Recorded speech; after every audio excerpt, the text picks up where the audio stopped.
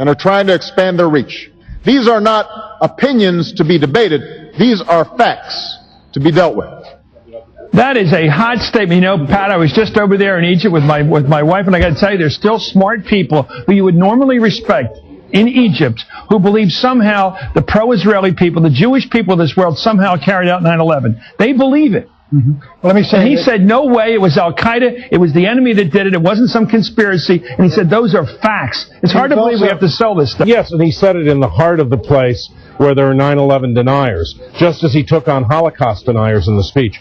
What I think was amazing about this speech as a political document was he said at the beginning that he was going to tell the truth, and he often did tell hard truths. I mean, he's right there, standing in Cairo, he said, our bond with Israel is unbreakable. He then turned around and said, the Israelis have to stop expanding their settlements. He was very blunt as he went through issue after issue after issue. None of us should tolerate these extremists.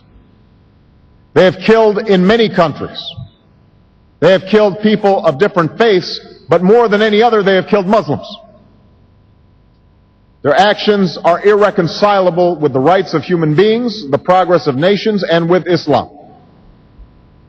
The Holy Quran teaches that whoever kills an innocent it is as if he has killed all mankind. There he is, Pat, pretty blunt. He's saying we are embracing Islam, but it is not an embrace that includes this element of Islam, and that these we cut out, they are outside, but we want to embrace the rest of you.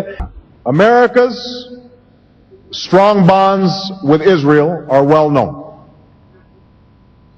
This bond is unbreakable. Threatening Israel with destruction or repeating vile stereotypes about Jews is deeply wrong and only serves to evoke in the minds of Israelis this most painful of memories while preventing the peace that the people of this region deserve. Now, we left that on for that deafening silence. It's something that you come across when you're in the Arab world.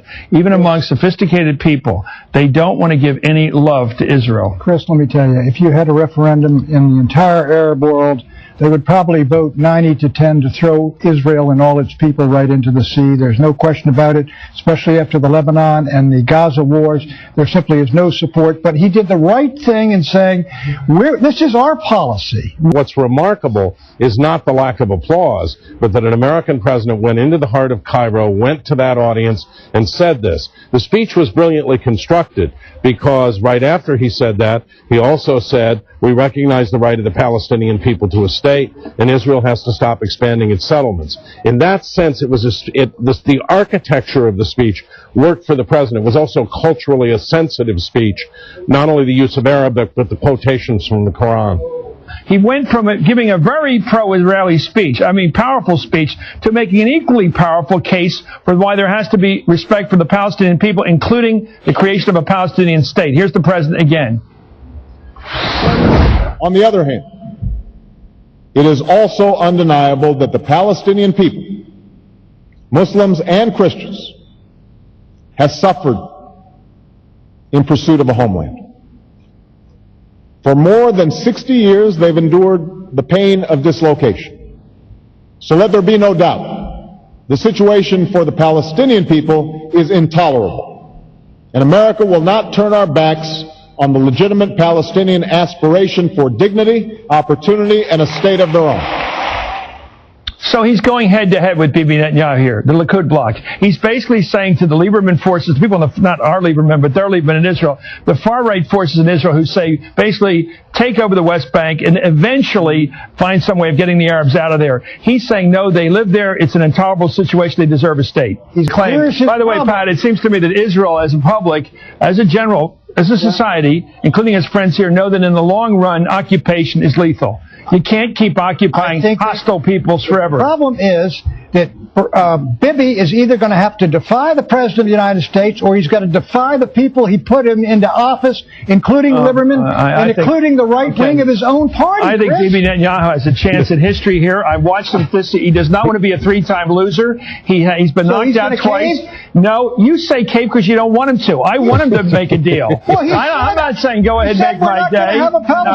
No. You're like saying the guy you're playing Clint Eastwood here. The President of the United States is not playing Clint Eastwood with Bibi Netanyahu. In the end, they have a mutual interest. Bibi said, "What in the hell do they want from me?" I think he knows you know after what today. They want him to be a leader. By the way, once again say the only world leader with a Philadelphia accent, Bibi Netanyahu, will come through in the end. Thank you, Pat Buchanan. He grew up in Philadelphia, Cheltenham High. Thank you, Pat Buchanan. Thank you, Bob Strum. All politics is local. Coming up. Seeing everything that he's saying in the Muslim world as an apology. On the other hand, the Muslims are going to be seeing an American president who's treating them with seriousness, not underestimating their intelligence, and even showing them respect. Wow. Well, let's take a look at this one. This is about his background. We all know his name is Barack Hussein Obama. He used his full name when he took the oath of presidential office. But here he is talking about what he sees as that significance of his background in addressing this part of the world. A part of this conviction is rooted in my own experience. I'm a Christian, but my father came from a Kenyan family that includes generations of Muslims. As a boy, I spent several years in Indonesia and heard the call of the azan at the break of dawn and at the fall of dusk. You know, Mr. Ambassador, I was struck by this as an American. I was struck by the fact that he kept saying Holy Koran. I mean, that's another thing that President Bush or any of the other predecessors would never have said holy. Chris, as a Muslim, that gives me goose pimples. Here is an American president respecting me and my religion, irrespective of what I think of him as a politician. And I think this is the best of America. If you go back to the founding fathers, whether it's Washington, Jefferson, Franklin, do you know that the Quran that Obama referred to is the Quran owned by Jefferson, which is what Keith Ellison used for his swearing ceremony. So you have America at its finest in terms of the vision that Obama is talking about. The Muslim world, whether they agree with his policies or not, are going to be saying, here is a man who respects us on our terms. Let's put it that way. There was some very frank talk in here. I mean, this is the first American president to ever use the term occupation when talking about the situation in the Palestinian territories. Indeed, the first president to say the word Palestine. These words are going to have ripples across the Muslim world. The key is that he's thrown the gauntlet down. Now the dialogue has to start in the Muslim world, and we'll see where that goes. Well said. Thank you, Mr. Aslan, and thank you, Ambassador Ahmed. At the Great Pyramid at Giza, after his speech, there he is, climbing up there. He goes inside, by the way, which is quite claustrophobic, I would bet. There he is going inside. By the way, when he spotted a hieroglyphic that reminded him of himself, here's his response. That looks like me. Look at those ears.